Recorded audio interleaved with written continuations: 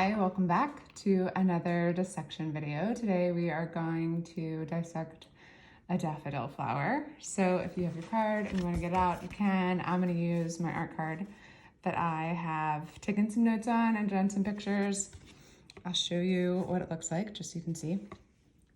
So I did a bunch of dissecting daffodil bulbs back in the winter, and it was amazing. So here you can see this one, and let me get my pointer. All right, so here's this daffodil bulb that I drew. And down here you can see the roots, and connected to the roots is the stem. The stem is actually part of the bulb. So this is the basal plate stem, and then you have stem that's coming up here in the center. These pieces on the sides are actually a special type of leaf called a scale leaf. And then this one was so amazing. When I opened it up, I could see there were the beginnings of two different flowers coming out of here. You can even see the ovary, which is right here, and that connects right here to the pistil. And then these are stamens on either side. And it's the same thing here, tiny, tiny ovary, and pistil right in the middle, and then the stamens are on either side. So all of that was inside the bulb when it just, looked dry and dead and like it wasn't doing very much, which was amazing to me. So here's another drawing that I did. And you can see, so the basal plate stem is one way that the daffodil grows vegetatively. So it can make more of itself there on the basal plate stem, and eventually these will, so you can see how it's already kind of separating right there. So this will become a bulblet. Usually when you have like a large bulb and there are little bulbs around it, it's a bulblet. So that will divide and make more bulbs. That's one of the ways that it does it. All right, so I'll show you really quickly on the front of the card too. So it has symmetry, so you can see that this center is very similar, and then the petals arranged around it are also very similar. So this is actually going to have radial symmetry. I'll show you that in just a minute. They're tepals instead of petals and sepals. These in the middle look so similar to these on the outside. In fact, right here, it looks like they're even fused. And then this is the spathe, this papery stuff. And you can see the ovary is down here, and each one of these little white things is an ovule. So again, just like other flowers that we've looked at, when the flower is above, this is called an inferior ovary because it sits below the flowers in the pistil, or below the stamen and the petals, or in this case, tepals. So what else is really cool, I love this one, is that this has a crown, or a corolla. So it looks like a little crown. There aren't very many flowers that do that. So let's look at the daffodil flower. So like I said earlier in the year, I did a bunch of drawings and cut open a bunch of daffodils and other bulbs. And one of the things that I did afterwards was I just took all the daffodils and stuck them in the ground. So I decided that I guess there were probably some bulbs that were just really awful, and I composted them. But anything that was any bulb that I had that was even sort of okay, I decided to just stick in the ground and see what happened. Because I know, having played around with plants for a really long time, I know that living things want to keep living, especially plants. Like, it's so easy to see with plants. So I'm going to move this for a second. We're going to take a look at this beautiful daffodil. So I put this daffodil on the ground. I had already done a section, cut it open and looked at it. And that is why you can see on this side, it is still very open, which is really cool. So it's kind of dirty, but you can see a little bit where this at the base is the basal plate stem, and the roots are coming out of it. And on the sides, a lot of dirt in there. But on the sides here, there are the scale leaves, and you can see them just surrounding the central stem. So as it comes up, it gets much wider. And then some of the leaves, this is actually a leaf right here. Some of these leaves in the center will actually grow up and become these leaves right here. So we can tell when we look at this, especially because we can see the entire thing, because they've got the roots and the stem all the way up and the leaves, we have everything. So this is a solitary inflorescence. There's just one flower up here and it's on its own stem going all the way up.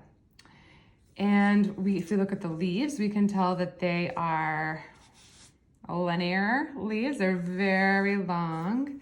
And let's see if you can see the venation of them.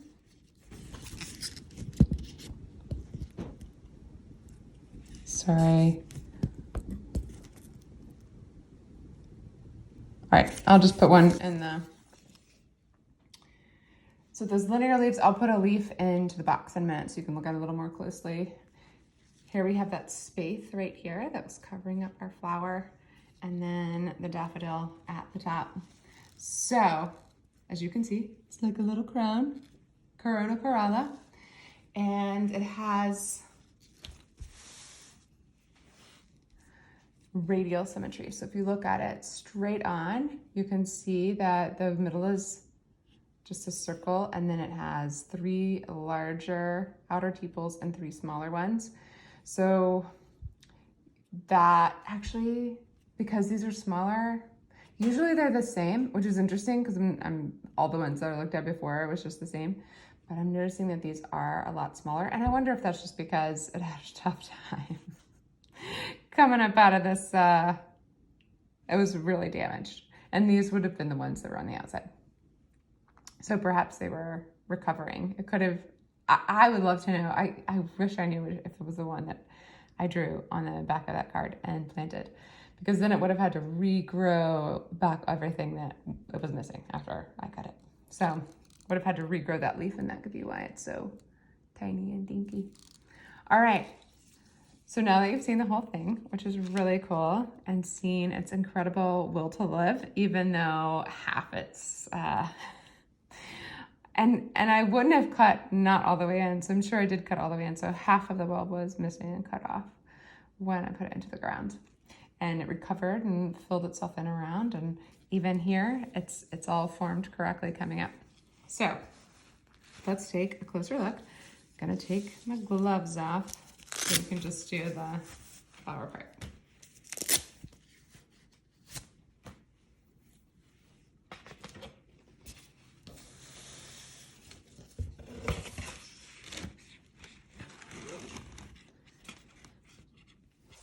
All right, so let's take a look down into the center of the flower.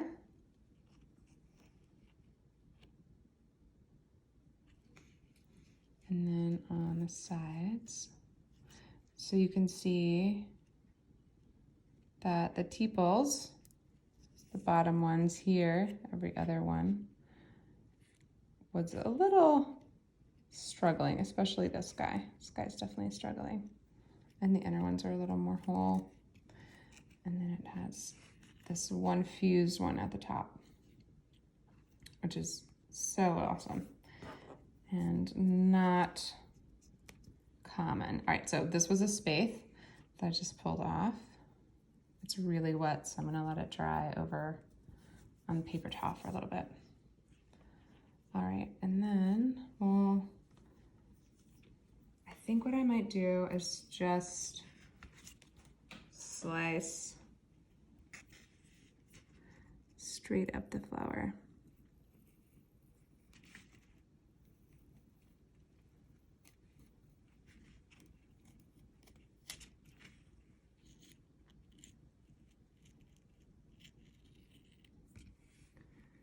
So I ended up cutting that petal because I didn't plan that out.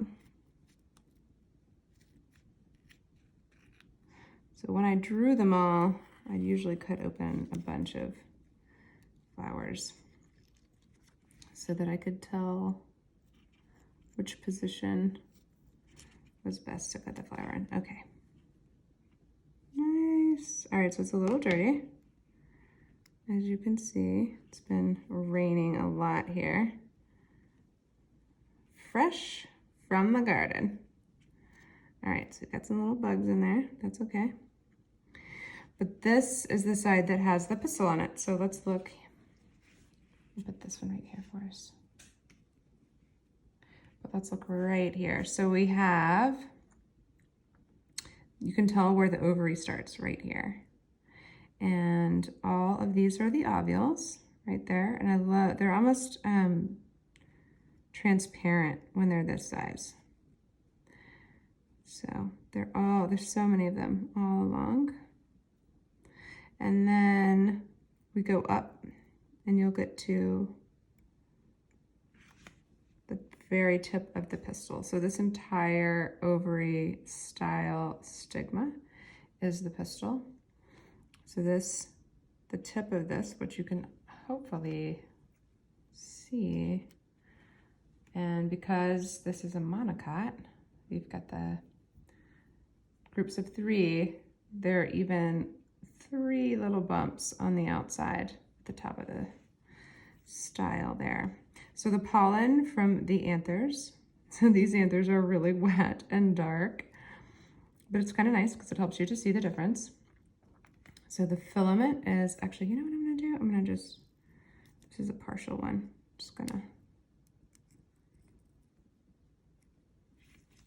move my hands a little so I can cut that. Okay. So you can tell a little more. This is the base of an anther that's just, I mean, the base of a stamen that's kind of in the way. All right, so pulled that other section away. So now you can see the stamens or the stamina really well. So this is the filament coming up. And a lot of times it's really thin, but it's not very thin, the daffodil. And then up here we have the anther, and this is where the pollen is. So the pollen from here will attach onto the sticky stigma. Let me move this back a bit. Onto the sticky stigma.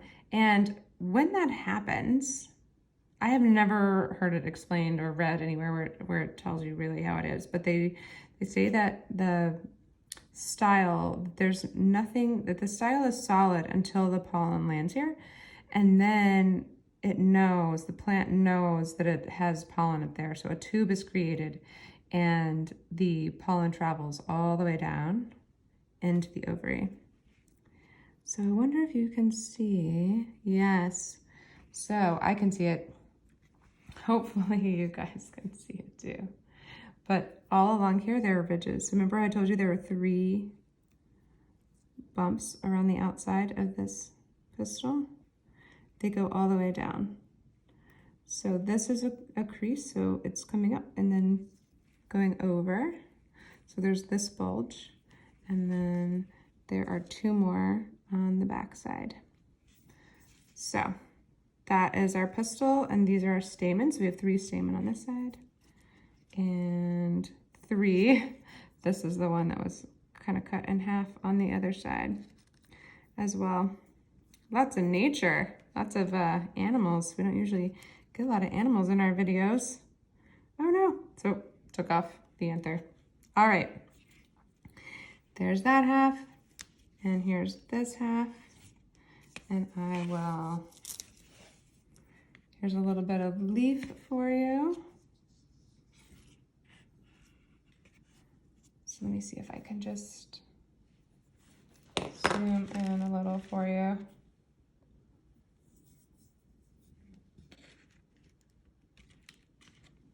All right, so here's a little more of a close-up. This is our leaf in behind, and then these are the 2 halves of the daffodil flower.